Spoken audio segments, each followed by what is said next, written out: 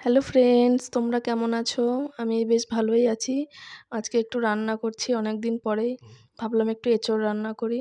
তো কড়াই চাপিয়ে দিয়েছি এবং তেল গরম হয়ে গেছে। আলুগুলোকে প্রথমে একটু হালকা ভাপিয়ে নিয়েছিলাম। এবার তেলে একটু ভালো করে ভেজে নিলাম, তাহলে কি খেতে একটু ভালো লাগবে। আর এখানে আরেকটু তেল দিয়ে দিচ্ছি। আর এঁচোড়টাকেও আগে থাকতে আমি একটু নুন হলুদ দিয়ে ভালো করে প্রেসার কুকারে 2টো সিটি মেরে রেখে দিয়েছি। এখনকার এঁচোড় আবার গলতে চাইবে না, তো শক্ত থেকে যাবে ওই জন্য। এখানে তেল গরম হয়ে গিয়েছে। তারপরে তেলে এখানে একটু গরম মশলা ফোড়ন দিয়ে দিচ্ছি, তাহলে বেশ ভালো লাগে। আর এলাচগুলো একটু ভালো করে ছিঁড়ে দিলাম, নাহলে সেন্টটা ঠিক বেরোবে না। এবার তেলের মধ্যে একটু কুচানো পেঁয়াজ দিয়ে দিলাম। পেঁয়াজটাকে এবার একটু ভালো করে ভেজে নিতে হবে।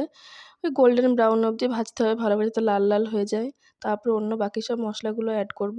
আর বাড়িতে আমি সবসময় এঁচোড়টা আমিই রান্না করি। আমার হাতে সবাই খেতে বেশি পছন্দ করে। আর তোমরা তো সবাই জানো যে এঁচোড়টা এই সময়ই পাওয়া যায়, এরপরে আবার কাঁঠাল হয়ে যাবে। আর আমার তো এমনি পাকা কাঁঠাল একদমই ভালো লাগে না, আমার এঁচোড়টাই খুব বেশি ভালো লাগে। তো এখানে যে আদা রসুন বাটাটাও দিয়ে দিলাম। এবার একটু ভালো করে ভেজে নিতে হবে, যাতে আদা রসুনের কাঁচা গন্ধটাও চলে যায়।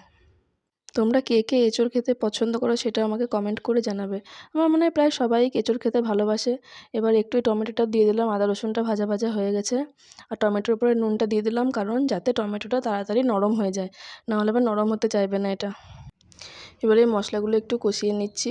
এগুলো প্রথমেই ভালো করে কষিয়ে নিতে হবে। তারপরে এই যে এবার ভাজা মশলাগুলো সব দিয়ে দেবো। মানে গুঁড়ো মশলাগুলো, লঙ্কার গুঁড়ো দিয়ে দিলাম, একটু হলুদ গুঁড়ো দিয়ে দিলাম, জিরে গুঁড়ো, ধনে গুঁড়ো, এগুলো সবই পরিমাণ মতো দিয়ে দিতে হবে। এগুলো বেটে দিলেও টেস্ট লাগে, কিন্তু অত বাটাবাটিতে অনেক ঝামেলা, ওই জন্য গুঁড়োগুলোই দিয়ে দিলাম। আর এখানে সামান্য একটু জল দিয়ে দিলাম, যাতে মশলাটা নিচে পুড়ে না যায়, তাহলে আবার একটু পোড়া পোড়া গন্ধ লাগবে।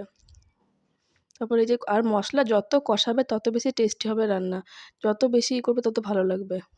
তো এবার এখানে মশলা থেকে তেল ছেড়ে দিয়েছে, কষানো হয়ে গেছে মশলাটা। এবার এঁচোড়গুলোকেও দিয়ে দিলাম। এবার এঁচোড়টা এর সাথে ভালো করে মিশিয়ে নেব। ভালো করে দেখো কত সুন্দর লাগছে দেখতে, পুরো মাংসের মতো দেখতে মনে হচ্ছে। ভালো করে এঁচোড়টাকেও এখানে কষিয়ে নেব। আর আলুটা একটু পরে অ্যাড করব, কারণ আলুটা না হলে গলে যাবে একেবারে।